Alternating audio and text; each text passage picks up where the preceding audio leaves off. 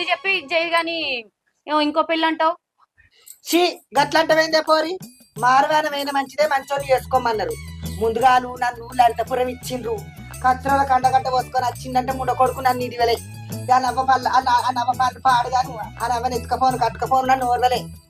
కోడలు మెచ్చింది అత్త మెచ్చింది కాదా అని ఆయన ఏం చేసింది, నన్ను పోరు పెట్టడానికి ఇడుపుగాయనం ఇచ్చి మళ్ళీ మారువేనమైన మంచిదే కానీ ఇరుగురాళ్ళకి పోయినా కదా.